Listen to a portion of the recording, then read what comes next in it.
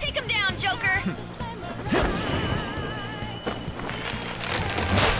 Salut tout le monde, c'est Xavier, bienvenue sur Watch Mojo français. Aujourd'hui on se retrouve pour le top 10 des jeux qui sont beaucoup trop longs. Heard you wondering about my swords. Well, one's for monsters, the other for humans.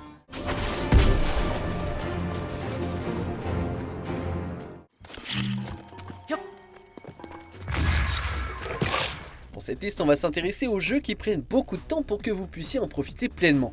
Je dis pas que ces jeux sont mauvais, en fait beaucoup sont même remarquables, mais ils paraissent tous interminables.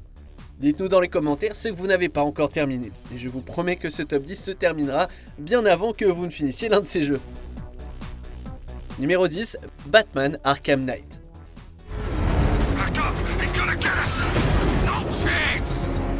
Après les zones claustrophobiques de Asylum et de City, Rocksteady nous a enfin donné carte blanche pour explorer Gotham au grand complet et ils nous ont donné un nouvel outil pour le faire, la Batmobile. Un concept génial mais finalement, on passe beaucoup trop de temps à détruire des tanks, à désamorcer des bombes et à gagner des courses dans le véhicule.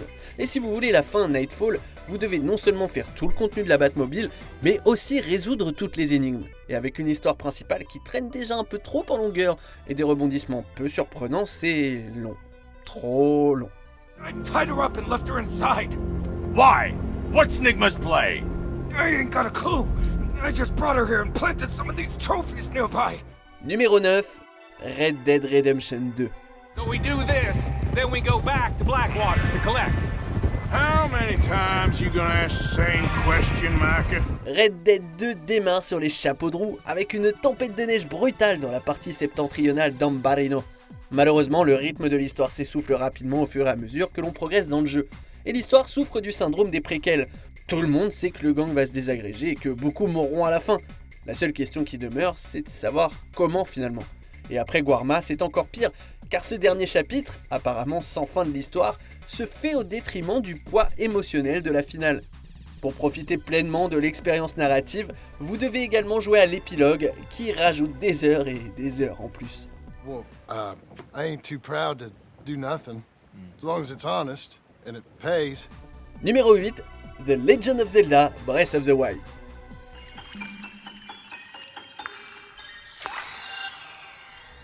C'est l'un des jeux les plus vendus de tous les temps sur la Switch. C'est facile de se perdre dans le monde minimaliste mais magnifique de Breath of the Wild. Tiré d'un long sommeil, Link est une fois de plus appelé à vaincre Ganon en exécutant une longue quête pour retrouver ses souvenirs et finalement sauver Hyrule. Mais bien que l'objectif soit noble, le jeu peut rapidement gonfler jusqu'à ce que vous ayez passé près de 200 heures à explorer, collecter et fabriquer des objets. Si vous ne voulez pas faire tant de zèle, vous pouvez heureusement vaincre Ganon assez rapidement. Mais pour obtenir tout ce que Breath of the Wild a à offrir, faut y consacrer beaucoup trop de temps.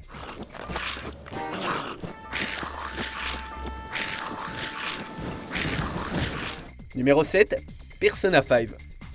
Can you hear me? It seems you've been through a lot. Almost anything can happen here, and I can't stop them. Les jeux de rôle japonais ne sont généralement pas très concis, et Persona 5 ne fait pas exception. Vous vous laissez entraîner par l'histoire mémorable pendant un minimum de 100 heures, mais c'est presque le double si vous voulez tout accomplir, et encore plus si vous jouez à la version étendue, le Persona 5 Royal de 2020. Royal ajoute un tout nouveau semestre au jeu, un autre fantôme et même un nouveau méchant. Et comme certains des boss sont plus coriaces, c'est encore plus long pour arriver au bout. Pour les joueurs occasionnels, c'est pratiquement une histoire sans fin. Do you have the resolve to challenge the distortion of the world? Numéro 6, The Elder Scrolls 5, Skyrim.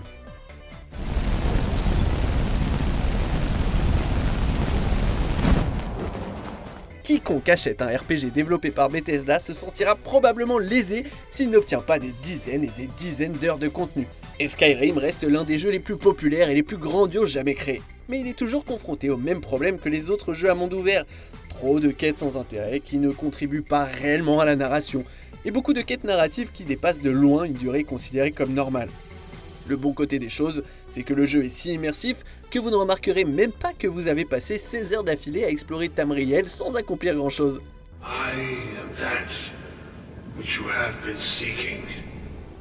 Numéro 5, Fallout 4.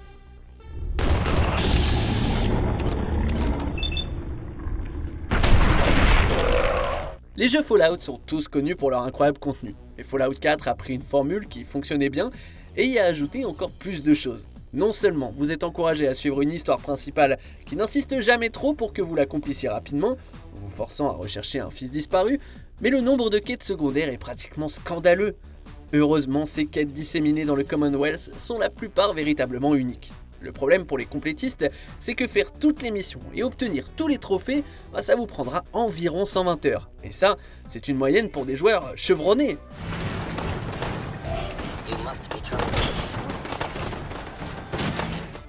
Numéro 4, Dragon Age Inquisition.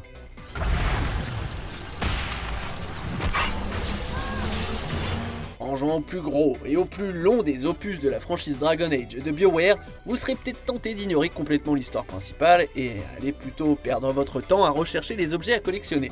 La plupart des biomes du jeu sont bien plus intéressants que les prairies et les forêts que vous voyez le plus souvent. La western approach et l'emprise du lion méritent d'être explorées en profondeur. Mais vous ferez toujours beaucoup de travail relativement inutile.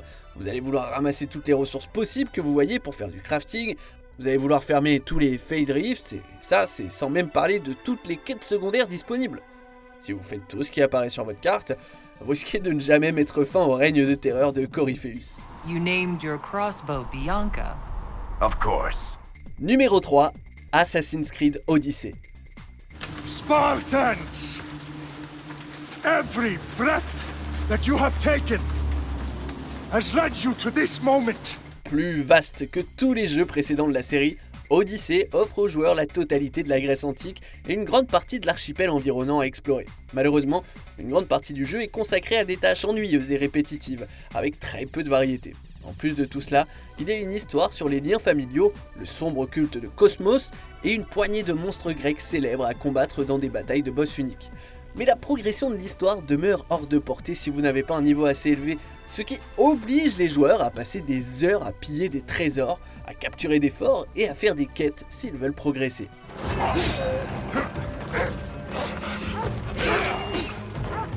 Numéro 2, The Witcher 3, Wild Hunt. Anything else you can tell me about Hendrik? Odd fellow. Arrived from who knows where and for no apparent reason. Un des jeux de rôle les plus acclamés par la critique, c'est ce jeu de CD Projekt Red. Avec une intrigue incroyable, des graphismes magnifiques et une histoire intéressante et significative derrière chaque quête annexe, Witcher 3 donne à chaque action un sentiment d'importance. Mais il a aussi un gros problème, le jeu a tellement de contenu que beaucoup de joueurs ne l'ont jamais complètement terminé, même s'ils ont bien apprécié tout le temps qu'ils y ont passé. En fait, en 2020, le développeur Patrick Mills a déclaré que leur prochain jeu, Cyberpunk 2077, allait être plus court parce que trop de joueurs n'avaient même pas atteint la fin de Witcher 3.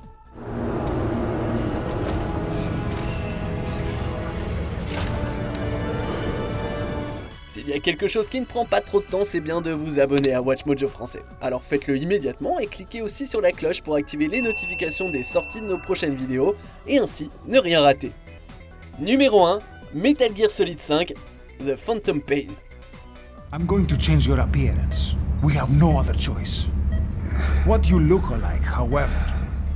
La plupart des jeux de la franchise Metal Gear ne prennent pas plus de 20 heures pour être terminés, même à 100%. C'est plutôt raisonnable, non ? Eh ben, arrive Phantom Pain et vous pouvez aussi bien dire adieu à votre vie sociale.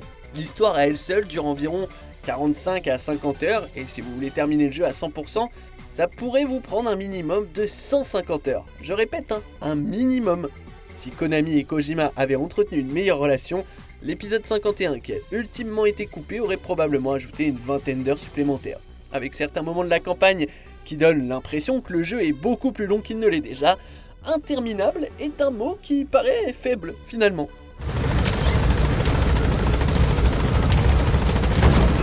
Que pensez-vous de notre sélection ? Dites-le moi en commentaire et checkez cette autre super vidéo de WatchMojo français.